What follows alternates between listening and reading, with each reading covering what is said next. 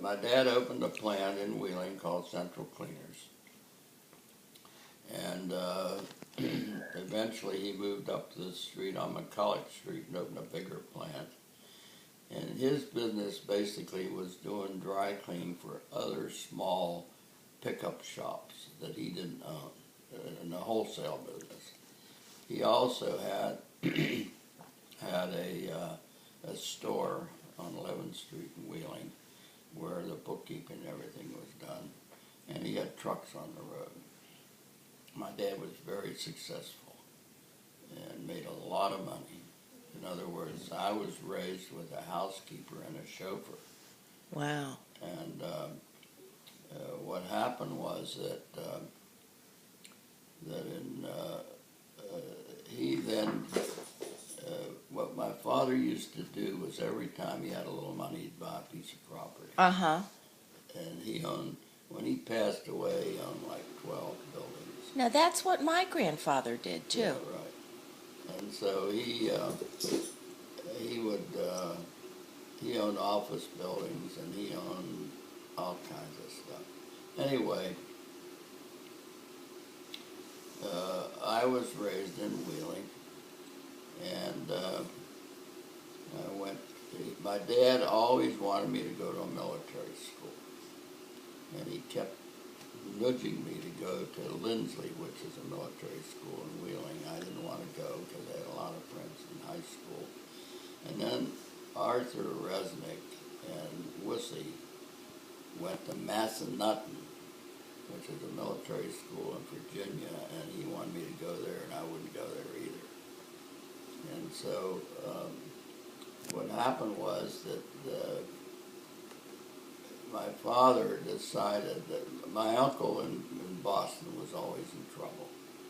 This Uncle Dave. He was either pushing booze or whatever. I even think he was put in jail for a couple of months. Anyway, my dad decided to bring him to Washington, Pennsylvania.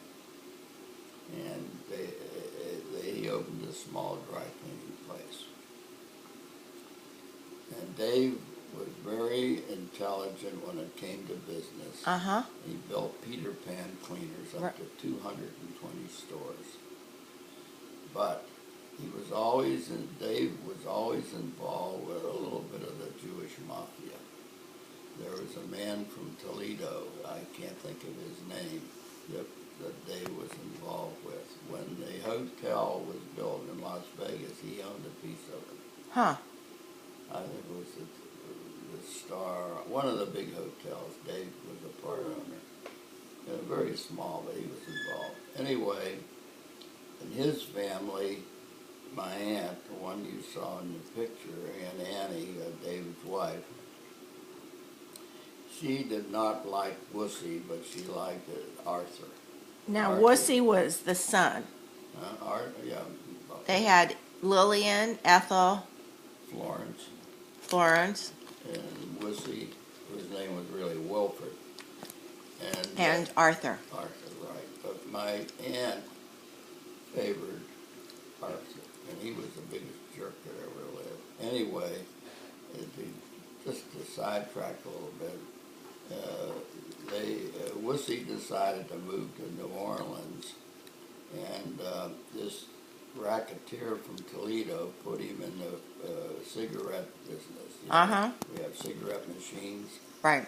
What they didn't anticipate was that the mafia down in New Orleans would put up with that.